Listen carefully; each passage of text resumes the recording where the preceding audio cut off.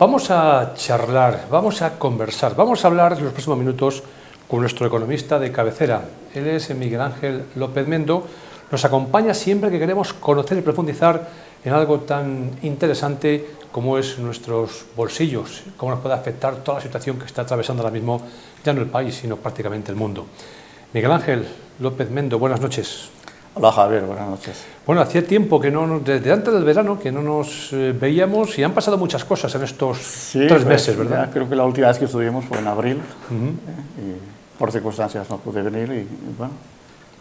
Han pasado muchas cosas. En sí. economía, bueno, en economía pasan cosas de una hora para otra, ¿no? Así que si 3 o 4 meses, pues mucho ha pasado.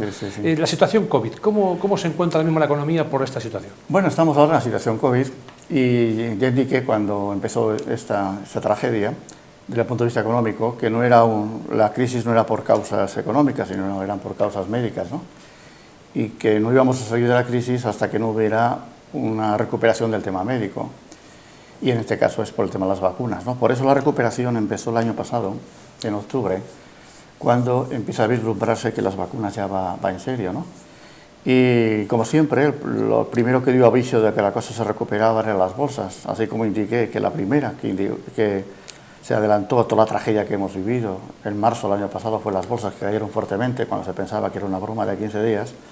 En octubre empezaron a subir fuertemente las bolsas porque ya empezaban a prever que el tema del COVID iba a ser controlado por las vacunas, cuando empezaron ya las vacunas a ser serias, ¿no? Y ahí empezó fuertemente las bolsas, después fue la economía, ¿no?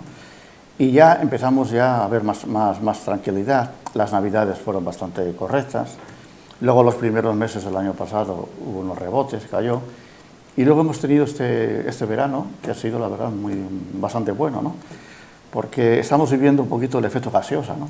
Es decir, cuando abrimos la gaseosa se dispara, 2 años casi encerrados, es normal que cuando hemos visto ya el campo abierto hemos sido disparados, ¿no? E incluso sin tener turismo internacional, ha sido el turismo nacional, y no solamente en las zonas turísticas clásicas, ¿no? Mediterráneo, Andalucía, que es normal, sino en zonas que no son fuertemente de turismo, estaba a tope. Yo estuve este verano en 3 zonas, en la Costa de la Muerte y por Galicia, perdido ahí por los montes, un poco de Asturias y Castilla y León, zonas de interior, y el movimiento era muy bueno, ¿no? Y por lo tanto ya empezamos la recuperación. Ahora en este momento, el presente, que es la recuperación, que venimos bien para este año, y como indicamos en abril, la recuperación fuerte sería para el 2023. El Banco de España ayer advirtió que para finales del 2022 vendría la recuperación, si no hay nada por el raro, claro, ¿eh? Y por eso nos falta todavía un año, Miguel Ángel, para estar un poco en una época normal, que la economía se recupere. Un año todavía nos falta. Por lo menos hablamos de una recuperación seria. No olvidemos que tenemos 4 millones de desempleos, esto es mucho, claro. Estamos hablando. Y esta recuperación, quien la mejor la definió fue Felipe González, ¿no? Hace unos meses le entrevistaron, creo que fue en Antena 3, y dijeron, ¿por qué esta recuperación que ha pasado? Que no es como una crisis económica del 2007, los 90, ¿no? Una crisis económica es como cuando tienes una casa vieja que la tienes que tirar para hacerla de nuevo, ¿no? Aquí no, aquí ha sido una cosa que nos hemos quedado en casa de vacaciones, no podíamos salir. Y por tanto, desde el punto de vista económico no podíamos hacer nada más que 2 cosas. Primero, esperar que los laboratorios encontraran una vacuna y soltar dinero, y es lo que hemos hecho, ¿no? Y Felipe González, que le tocó hacer tantas reformas cuando entró en el gobierno en los 80 y después en los 90, a la hora de explicar esta crisis lo explicaba muy bien. Decía que esta crisis es como cuando ahora que hemos estado en las piscinas y en el mar, ¿no? Es como coges una pelota, la metes en el agua y la sueltas, ¿no? La pelota se dispara, no tienes que hacer nada, simplemente soltarla. ¿Qué ha pasado? Que como la causa es médica, no ha habido que meter medidas, como hicimos en el 2007. En cuanto la economía ha visto que ya podemos salir, que está controlado por el tema del virus, evidentemente la economía sí ha disparado, ¿no? Y por eso es un efecto gaseoso rebote, y por el momento la cosa, si no se tuerce, el presente es correcto, ¿sí? Sí que es cierto que en verano hemos tenido dificultades para encontrar un lugar en la playa para ir de vacaciones, porque estaba todo prácticamente, julio y agosto estaba completo. Aquí en Medina, la hostelería, me comentaban los hosteleros, a lo mejor no todos, pero algunos de ellos, o bastantes, que ha sido un agosto pues casi como antes de la pandemia. Por lo tanto, es verdad que esa Sí, recuperación sí. que se ha notado precisamente económica en algunos Sí, sectores. porque, y lo única, la diferencia es que la bolsa las virtió ya en octubre, ¿no? Incluso las navidades fue bueno también. Pasa que después vino el rebote y estas cosillas, ¿no? Es verdad que también la hostelería, el análisis hay que hacer entre comillas, ¿no? Porque, bueno, ahora ya se puede, creo, pero hasta ahora no podíamos utilizar la barra, ¿no? Que es el corazón de una cafetería. Sí. Las mesas creo que era el 50%, entonces, claro, enseguida se llenaba, ¿no? Pero aún así, ya te digo, están en zonas que tradicionalmente no son turísticas y estaban a tope. Pues ayer tembló el IBEX 35 cuando se conoció la noticia del coloso chino, Evergrande, pues bueno, pues se daba quiebra. Sí, ¿Esto qué puede suponer para España? ¿Qué puede suponer para Castilla y León y qué puede suponer para Medina del Campo? Mira, las crisis... ¿Algo supone algo para nosotros? ¿A nosotros nos afecta? Sí, ¿O pasa como con el coronavirus que empezó en China y aquí nunca va a llegar? Y fíjate. Mira, las crisis se producen, y esto lo explico, cuando lo explico en los seminarios, por eso saben que soy de Medina, lo explico dando una explicación de un encierro que hubo hace muchos años en Medina, donde un toro se escapó y provocó un pánico, ¿no? Y la chispa que provocó el pánico era alguien gritó un toro, ni hubo toro ni hubo nada. Que esto se da mucho en Sevilla. Sevilla, en la Semana Santa, el día este de la madrugada, la jueves santo, es el día más peligroso del mundo. Porque hay tanto ambiente que han cogido la costumbre de provocar pánicos. Y el último fue hace 2 años, antes de la pandemia, me comentaba un sevillano, alguien, iba un chico, como le llaman, niñatos, chicos jóvenes, uno de ellos era negro, estaba estudiado, pues gritó, Alá es grande. Bueno, te puedes imaginar, ¿no? El pánico que hubo. Entonces, Arancha, sí que lo recuerdo, ¿verdad? Sí. A mí me vio el año 2000, había un ambiente tremendo, la gente soltaba los pasos, bueno, que conozca la Catedral de Sevilla, que los suelos son de mármol, la cera de las carrozas, bueno, aquí hay una pista de patinaje, ¿no?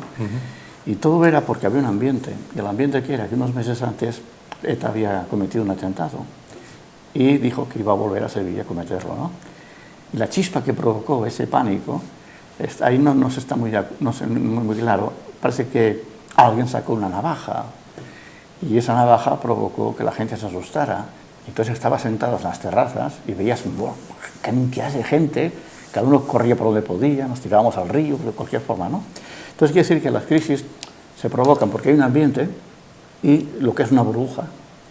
Y es como cuando un globo lo hinchamos y luego ese globo estalla, esa burbuja por la cosa más tonta, simplemente que lo picamos, ¿no? Y esto es lo que pasó en la crisis, que comenzamos en el 2007, en marzo, no fue ni en 2008, en 2010.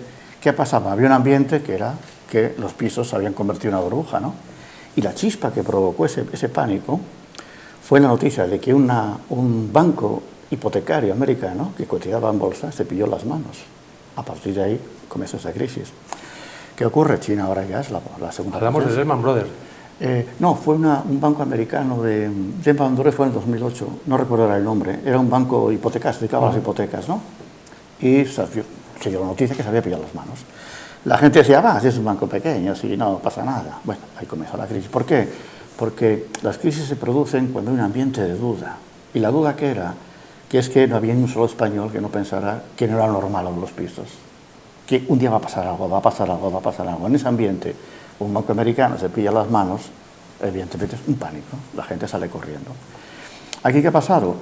Es una inmobiliaria china. Estamos hablando de, claro, China es a la vez de todo, ¿no? Con una deuda de 300.000 millones de dólares, no es ninguna broma, ¿no? Que se ha pillado las manos. ¿Esto podría haber provocado un pánico? Podría. ¿Qué pasa? Le falta, hay 2 ingredientes, la chispa y el ambiente, el clima. Y no hay un clima de euforia en los pisos. Si hubiera habido un clima de euforia en los pisos, habría provocado un hundimiento. Estamos bien, comenté en el último programa que la construcción está tirando muy bien, ¿no?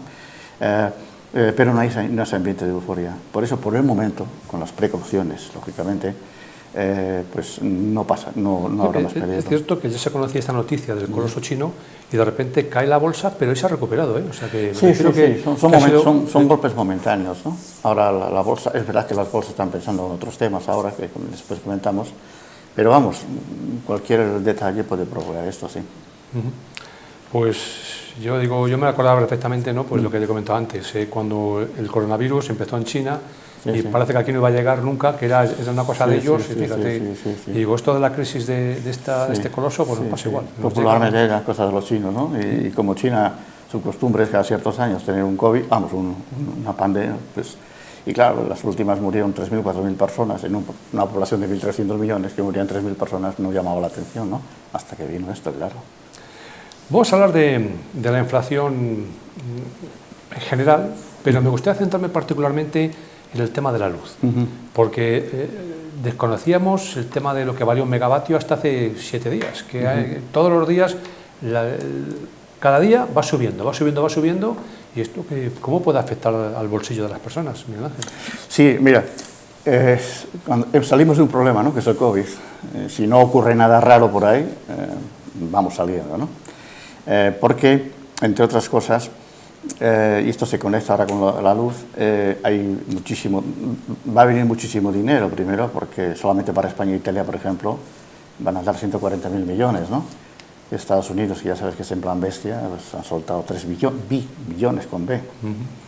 Y en España, los ciudadanos españoles han ahorrado, desde la crisis del COVID, 100.000 millones de euros, que están en el banco. Y que no han salido por dos motivos. Primero, porque como no podías salir, es decir, no podías viajar, no podías ir al restaurante, no había bodas, ni bautizos, ni divorcios, ni había nada, ese dinero se ahorra, ¿no? Y luego se ahorraba, ¿por qué? Por el efecto precaución, porque la gente decía, joder, ¿qué pasará? No voy a gastar por si acaso, ¿no? Bueno, pues nos hemos encontrado que en los bancos hay 100.000 millones, al margen de lo que había, claro, ahorrados. Ese dinero tiene que salir. En parte está saliendo a la compra de pisos, por eso indicaba en abril último que los pisos, las ventas habían disparado, es un sector, un brote verde, ¿no? Ha aumentado muy bien. Y otro dinero será. Ahora, ¿y esto qué conecta? Esto conecta con el tema que estamos viviendo ahora, y esto, metemos la luz, es el tema de la inflación. La inflación es cuando los precios suben porque hay un desequilibrio entre la oferta y la demanda, ¿no? Y está subiendo fuertemente la inflación, y esto sí, esto ya sería un problema económico muy serio, porque la inflación podría provocar un enorme paro si no se controla. Primero, ¿por qué? Porque mira, cuando los precios suben, eso no favorece a nadie. Primero, porque si los precios suben, por inercia, la gente deja de gastar. Automáticamente la empresa no vende. Si la empresa no vende, los obreros sobran. Y luego, ¿qué pasa? Que la inflación es una enfermedad, y como todas las enfermedades hay que darle un tratamiento. ¿Y qué pasa? La inflación se produce porque hay una excesiva demanda. La oferta no puede aguantar. Entonces, ¿qué tenemos que hacer para controlar la inflación? Que no haya tanta demanda. Y la única forma que no haya demanda, que es que la gente no compre. Y la única forma de que la gente no compre, como pasó en la crisis anterior de 2007 y en los 90, que es que no tenga dinero. Entonces, ¿qué pasa? Los bancos centrales, si la inflación es seria, tienen que meter medidas ¿para qué? Para enfriar la economía, para que la gente no tenga dinero. Las típicas medidas? Vamos a cerrar el grifo del dinero, como hicimos en el 2007. ¿Qué hacemos? Subimos los tipos de interés. Por tanto, los tipos de interés van a subir fuertemente. Segundo, vamos a cerrar el grifo del dinero. El Banco Central cierra el grifo del dinero a la banca a nosotros. Entonces, ¿qué ocurre? Evidentemente eso provocará un enfriamiento. Automáticamente, como no tenemos dinero para comprar, los tipos de interés son muy altos, no compramos. Como no compramos, claro, los obreros sobran. Y ese es el gran problema que hay. Ahora, ¿por qué los bancos centrales no están actuando? No están actuando porque piensan que estas subidas es coyuntural, que es momentánea y que es una cuestión de meses nada más. Por eso no actúan. Si no, ya hubieran actuado. ¿Qué está subiendo? Está subiendo, conectamos con la luz, está subiendo todas las materias primas. Está subiendo el hierro, la madera. ¿Qué pasa? Hay un problema en la construcción. La construcción, que es un brote verde, hay grúas como setas por ahí, tienen dos problemas. Primero, que no encuentran trabajadores. No en España, en general. El otro día vi un anuncio que hacen falta en España lo que siempre se ha conocido como albañiles, ¿no? Sí, no hay albañiles, por muchas razones. ¿Y qué ocurre? Que es general, entre los sitios. Pero hombre, es que dices, no pasa esto en Inglaterra, que tiene un paro del 4%, pero que en un país como España, con un 20% de trabajadores, algo no va bien. Y luego, en segundo lugar, está subiendo fuertemente la materia prima, el hierro, la madera, etcétera, etcétera, etcétera. Por tanto, muchas construcciones están pillando las manos, ¿no? ¿Qué ocurre? ¿Por qué está subiendo todo esto? Primero, ¿por qué sube esto? Primero, porque el mundo se paralizó. Y entonces, ¿qué pasa? Al paralizarse, no se fabricó nada. Ahora hemos entrado en una recuperación. ¿Qué pasa? Que nos recuperamos y no hay productos. Y a escasez de productos, subida de precios. Además, ¿qué pasa? Que estos productos, la mayoría de ellos se hacen en Asia. En Asia se ha paralizado. Entonces, ¿qué pasa? Tenemos dos casos populares, ¿no? El caso de los coches, ¿no? No sé si aquí la Renault ha ocurrido. Se hace en Barcelona, pasará 2 o 3 meses porque no tienen estos, ¿cómo se llaman? Los microchips. Los semiconductores. Con los móviles pasa igual. No tenemos. Quien nos está escuchando y meses atrás fue a comprar un electrodoméstico, le dijeron, no hay electrodomésticos. Y lo peor, ¿no? Estaban los stores vacíos. Es que no sabemos cuándo van a venir. Porque ¿Qué pasa? No tenemos ni contenedores para transportar. Todo esto que hace que las cosas suban y suban. Y ha subido fuertemente el gas. Y el gas, por diferentes razones, ha subido fuertemente, que es la causa principal de la subida de la electricidad. ¿Qué ocurre? Que todo esto está subiendo, tanto para los hogares como las empresas. Y esta inflación, evidentemente, puede ser muy delicada.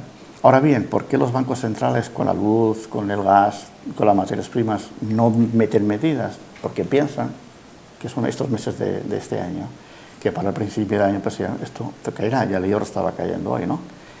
¿Qué pasa? Tienen mucho miedo de subir los tipos y enfriar la economía, porque es verdad que la economía a nivel mundial se está recuperando, pero tienen una idea que es lo que he llamado el efecto gaseosa, que sí, que nos hemos disparado, pero la gaseosa en cuanto la abrimos, enseguida se disipa. Tienen mucho miedo que sí, es una recuperación momentánea, pero que después la cosa se pare, subamos los tipos de interés y evidentemente se bloquee. Pues es que no hay que ignorar que los bancos son empresas, son negocios que tienen que buscar su máxima rentabilidad. Entonces, sí. Pues como cualquier empresa, buscan su propia forma, ¿no?, de generar ingresos por los bancos también. Sí, por eso. Y, hombre, por eso la inflación, que es el gran problema ahora, lo vamos a poner en cuarentena. Mira, la clave está siempre en el comportamiento del Banco Central americano, es el que manda, ¿no? Y lo que es la Reserva Federal Americana, no le duelen prendas. Si mañana considera que la inflación es peligrosa, subirá fuertemente los tipos de interés. Ya pasó en el 94, tuvimos una crisis terrorífica, y en el 94 América se había hundido en el 92, la crisis 92. Y el Banco Americano detectó que el americano, de no tener $1 en el bolsillo, un coche no duraba 24 horas en un concesionario. Para la economía, tan peligroso es tener tipos de interés muy altos, que te lo enfría, a tipos de interés muy bajos, que la gente se anima a comprar y te la calienta. Por la espalda, subió 4 veces los tipos de interés en el 94. En España, claro, automáticamente se lo subieron ellos, lo subimos todos. Y en España se perdió dinero, vamos, hasta las cuentas corrientes, porque fue por la espalda. Porque un banco central es la clave, ¿no? Tiene que ser independiente, ¿no? Tiene que depender del gobierno. Y por eso, por el momento, el Banco Central Europeo, bueno, Banco de Inglaterra, San Anglosajón, Banco de Australia, son los primeros, ¿no? Y el nuestro, el Banco Central Europeo, bueno, es un montón de países, cada país es de su padre y su madre, somos más lentos. Pero por eso, dentro de que el horizonte, la gran preocupación hoy es la inflación, lo simbólico es la luz, la electricidad, pero se piensa que es una cosa coyuntural, ¿no? Sí. Miguel Ángel, hace unos días conocíamos la subida del salario en los trabajadores, el salario base.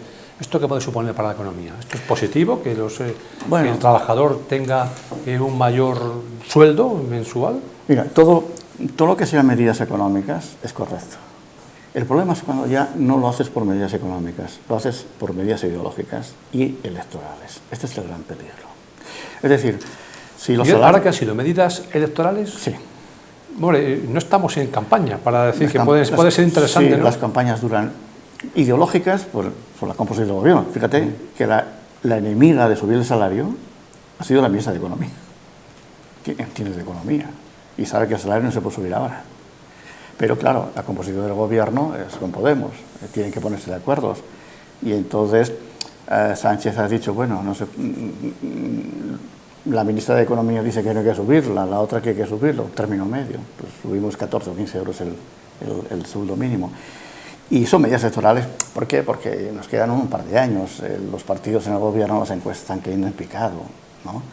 Y tienen que hacer algo. Fíjate que hace 4 días hubo una remodelación fuerte del gobierno, que echó, la palabra fue esa, echó al núcleo duro del PSOE, que revientan, ¿no?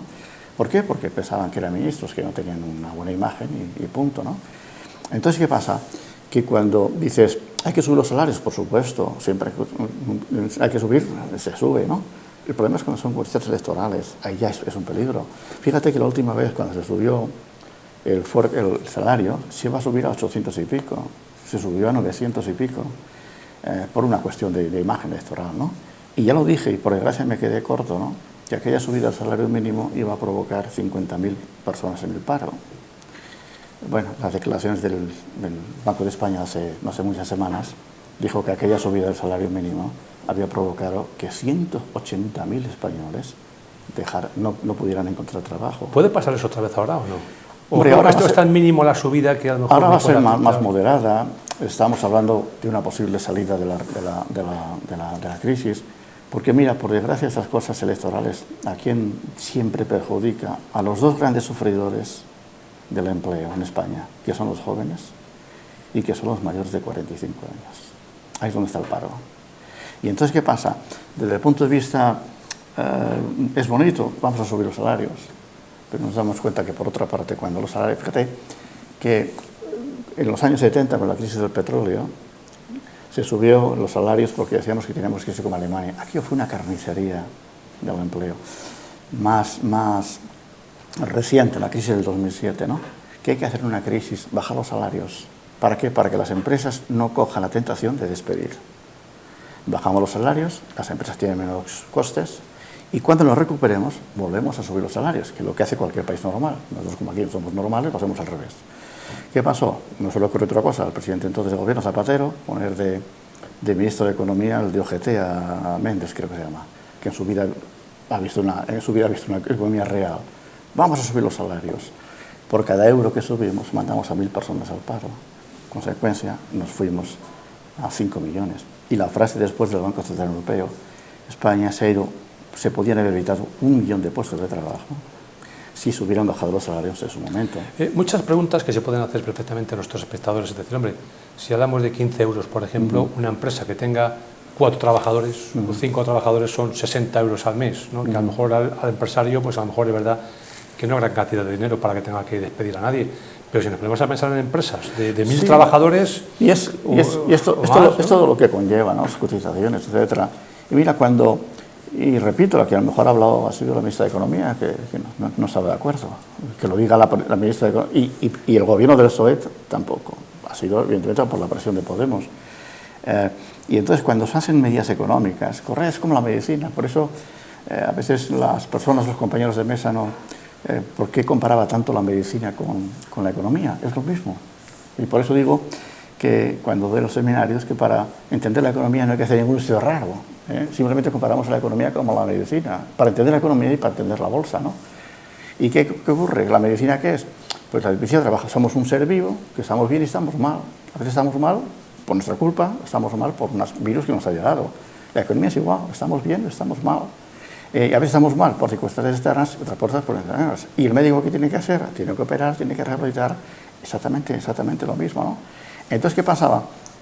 Que cuando la diferencia es que el médico, cuando viene una enfermedad, pues no opera desde la derecha o desde la izquierda, opera, hay una enfermedad sin tratamiento y opera. Y luego el médico, por supuesto, será más simpático o menos simpático, será más hábil o menos hábil. Y por eso esta frase se utiliza mucho. Por ejemplo, el presidente de Iberia estuvo en la quiebra y fue levantada por los british, ¿no? Y cuando estaba explicando que Iberia salía mejor, puso este ejemplo, ¿no? Y si Iberia estaba en la UBI, ahora estamos en planta, pero nos falta salir del hospital. El otro día el presidente del Barça, que en fin, la cosa no está muy bien, ni deportivamente ni económicamente hablando, pues prácticamente está en la quiebra, ¿no? El Barcelona, como estuvo el Madrid en el 2000, pues el Madrid lo sacó Florentino y todo el mundo reconoce que Florentino salvó al Madrid de la quiebra, ¿no? En el 2000. Y entonces el presidente de Laporta decía, estamos en la UBI, pero estamos un poquito mejor. Por eso esas continuas referencias. Entonces, ¿qué pasa? Que cuando tú metes medidas puramente económicas, que no sean electorales, todo esto va bien. Entonces, cuando se considere que hay que subir los salarios, se suben.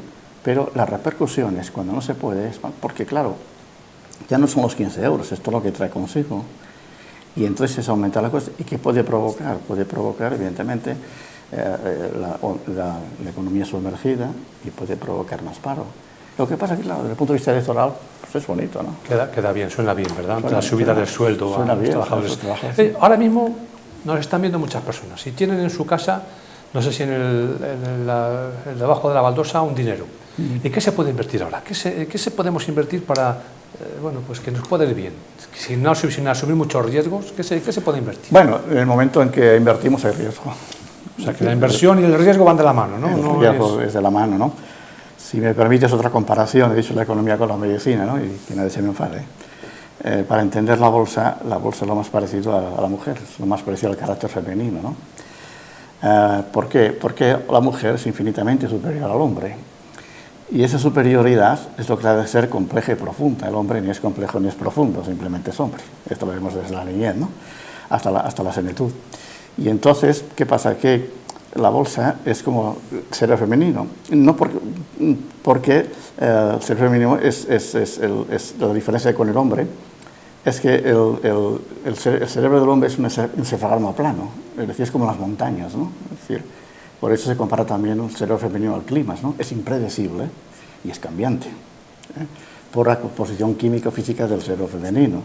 Por eso pues, es una comparación que es clave. Y por eso la diferencia, ¿no? Cuando una mujer se levanta a la mañana, se levanta mandando o tocando las narices.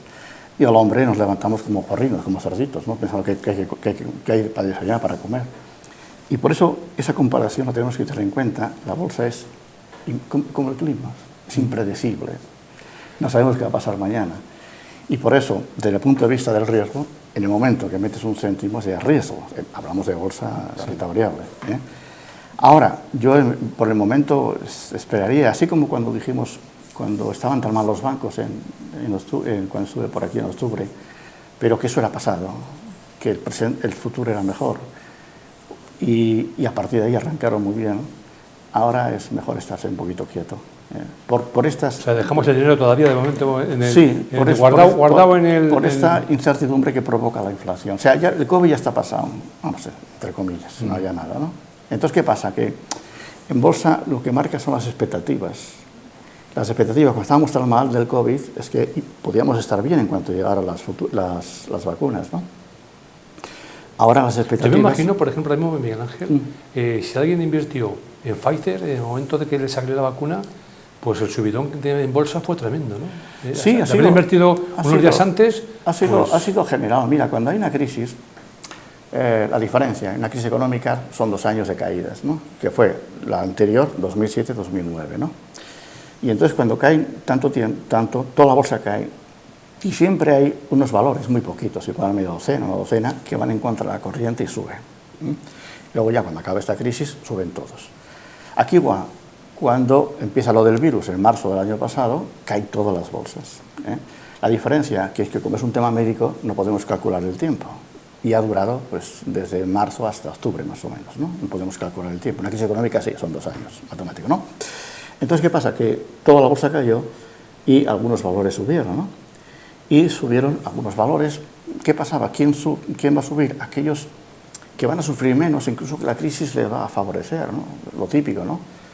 Los laboratorios, lo típico, compañías de tipo Amazon, ¿no? En fin, que han trabajado a tope.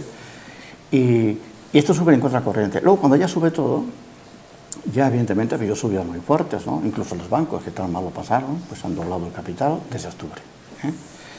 Y por eso, por esa dirección, ¿no? Y ahora, claro, ahora la incertidumbre, ¿cuál es? Que todavía la inflación, no sabemos qué puede pasar, ¿no? ¿Qué puede pasar con esas fusiones de los bancos? Porque prácticamente se han fusionado casi todos los bancos. La Caixa con un banco, lo que era Caja Duero, Unicaja con otro también. Sí. Fusiones por todos los... Mira, en Medina hay 5 o 6 sucursales, podían cerrar tranquilamente, no pasa nada. ¿Por qué? Porque es el efecto, es la mecanización, es cuando llegan las máquinas. me ha pasado desde que el ser humano está en la Tierra, ¿no? Cuando el ser humano encontró el fuego y encontró la cerámica para... Que no se moleste nadie que tiene un trabajador de la banca, ¿eh? Porque acaba de decir Miguel Ángel, pueden cerrar todas, seguramente que están escuchando y dirán... ¿En qué sentido? No somos responsables de lo que dice Miguel Ángel. En sentido de que ha llegado la mecanización. Mira, una cosa muy popular para todos. Muchos medinenses lo están viendo, más mayores que nosotros, pues ahora recordarán los decenas o cientos de segadores que había en la estación de ferrocarril. Venían de otras zonas para trabajar en el campo, ¿no? ¿Qué pasó? Llegaron las máquinas, llegaron los tractores, llegaron las segadoras, todo eso. ¿Creó mucho paro? No, creó paro en ese sector, pero un tractor hay que hacerlo, hay que mantenerlo, hay más valor añadido. ¿Qué ha pasado con los bancos? Porque al margen de las fusiones, porque es la queja de muchos pueblos, ¿no? De que no hay sucursales ya, que ha llegado la digitalización. ¿Qué pasaba? Pues fíjate que yo soy partidario de que los bancos tengan al menos alguna oficina, porque la gente más mayor no maneja las redes sociales ni maneja internet para manejarse. Pero ya será lo justo. ¿Qué pasa? Mira, ha llegado la digitalización, ha llegado el móvil. Esto ha cambiado el mundo. El móvil ha cambiado el mundo. Como en otras revoluciones cambió. ¿Qué pasaba? Tú fíjate, un ejemplo. Antes ibas a pagar un recibo, tenías que ir al banco. Luego, el banco va cambiando, lo van mecanizando, ponen el cajero, ponen los cajeros automáticos. Antes el cajero era para sacar el dinero solo. Ahora ya, un cajero es una oficina móvil. Sí. Un móvil no, es una oficina. Puedes sacar el dinero, puedes ingresar, puedes pagar el recibo, etcétera, etcétera. ¿Qué pasa? Ahora los cajeros sobran. Porque el cajero solamente ya lo único que es para sacar el dinero, hasta que invente una forma de sacar el dinero. Cada día el dinero se utiliza menos. Las tarjetas podrían desaparecer. Esa mecanismo ahora es, ya sabes, vas a un supermercado, antes con la tarjeta, ahora vas con el móvil. ¿Y qué pasa? Que ahora ya puedes pagar el recibo por el móvil. Y esto lo podías hacer antes por el ordenador. Pero ¿qué pasaba? Que el ordenador, primero tenías que tener un ordenador, comprarlo, saberlo manejar, lo tenías en casa o en el despacho. Ahora una cosa tan pequeñita como el móvil, en nuestro bolsillo, está el mundo entero, está mi banco. Está mi radio, mi televisión, mi periódico. Y un producto que es popular, porque es verdad. Se decía cuando empezaba el móvil, ¿te acuerdas? Joder, para hablar con el móvil habrá que ser ingeniero electrónico, por lo menos. Ahora ya ves, ya un niño nace con un móvil. Cosa más. Me acuerdo, el primer móvil que tuve yo a principios de los 90, 92, 93, cuando venías, por ejemplo, a Medina, que era un sitio pequeño, llamabas por el móvil, y había una ratela de chavales, a ver cómo lo hacías, ¿no? Ahora ya ves. Me acuerdo, una ocasión estaba en Granada, era un viernes, era las 4 de la mañana, estaba en el hotel y me iban a llamar de una forma urgente y yo no entiendo para nada del móvil, se me bloqueó el móvil, que hice, estaba en Granada y es la zona de ambiente de los estudiantes. Pues nada, bajé la cafetería a las 4 de la mañana y a 5 segundos me lo arregló. Pero es que ahora se te estropea el móvil y ya no tienes que ir a un joven, ahora vas a una guardería y el niño te lo arregla. ¿Qué quiere decir esto? Estamos en el mundo de la digitalización y esto ha cambiado, por eso sobran oficinas. ¿Por qué? Porque es que realmente, claro, ¿qué pasa? Es como en los pueblos, ¿no? Dice, hay que hacer una oficina, pero claro, pues primero no hay gente en los pueblos. Y en segundo lugar, claro, no puedes tener una oficina para que los jubilados, porque las jubiladas es diferente. Una mujer se entretiene en la punta de un alfiler, un hombre tiene que estar dando el coñazo, y por tanto casi utilizan para pasar el rato. Claro, eso no es rentable, no se puede estar ahí. ¿Por qué? Porque todo lo haces a través del móvil. Y luego, ¿por qué se cierran tantas? Primero por las fusiones. Y en segundo lugar, ¿por qué es una exageración de oficina la que había antes? Es que había calles de 100 y pico números en una ciudad con 4 oficinas de la misma entidad financiera. ¿Por qué? Porque era una época, se decía, ¿qué es lo que buscan los clientes? Que esté cercano. Si está en la cocina, mejor. ¿Qué pasa? Hemos llegado ahora... Pero ¿qué hacen 4 oficinas? Y luego las fusiones, claro. Aquí en Medina lo hemos vivido fuerte, ¿no? Lo que es el Santander hoy, pues recordamos que era Santander, Banesto, Banco Central, Hispanoamericano y el último, el Popular. Fíjate que en noviembre, unas cosas que provocó que la banca subiera un poquito fue la posible fusión del BBV con el Sabadell.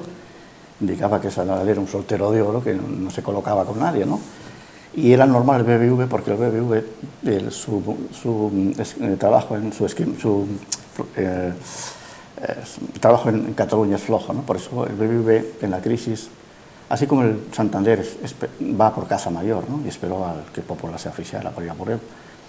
Y el BBV entró en Cataluña, compró un INC, las cajas de ahorros terrenales a Sabadell, y compró la segunda caja de ahorros más fuerte de Cataluña, después de la Caixa, que era Cataluña Caixa, ¿no? Pero le faltaba todavía cuota de mercado, por eso se anunció, si te acuerdas, la fusión con el Sabadell, ¿no? Sí. A los pocos días, por supuesto, no se pusieron de acuerdo. Y bueno, ¿qué hubiera pasado? ¿Se hubieran puesto de acuerdo? Pues al final el Sabadell habría desaparecido, no puedes tener el BBV y el Sabadell al lado. Me he fijado que está cerrado ya en la calle Padilla Sabadell, creo que han abierto en donde estaba la campana antes. Sí. Bueno, esto es buena señal. Y por eso es normal, decimos, es que sobran, si es que ahora ya el móvil lo haces todo, es que te puedes pasar años sin pisar una entidad financiera, no la necesitas para, física. Sí, sí. Y lo utilizas para 4 cosas imprescindibles, por eso es normal. ¿Sí? Miguel Ángel, como siempre, ha sido un placer hablar contigo, nos has contado muchas cosas interesantes. Yo siempre lo digo 1000 veces y no me canso, hay temas que son muchas veces que dices, vamos a hablar de religión o de economía, y los espectadores o los oyentes en radio o los lectores en prensa se asustan. Bueno, de religión, de economía, pero hay personas que lo hacéis fácil y nos apetece escucharos. Por eso mismo, muchas veces no es el tema, sino la persona que te cuenta el tema. Sí, lo único es comparar con la vida normal. Yo no tengo ni idea de medicina, pero yo sé que si estoy enfermo tengo que ir al hospital, al médico. ¿Qué pasa? Cada persona es un economista. Desde que me levanto hasta que me acuesto, estamos jugando con la nómina, estamos jugando con las pensiones, con el paro. Es decir, con los ingresos y los gastos. Lo que pasa, el problema ¿cuál es? Que eso lo entendemos. Lo que no entendemos, porque pensamos porque el dinero público, que los gobiernos tienen un ordenador donde aprietas un botón y sale el dinero. Es igual que una familia. Miguel Ángel, te espero que no pasen 4 meses, como ahora, un poquito más, menos tiempo, ¿vale? Vale. Muchas gracias por venir. Gracias.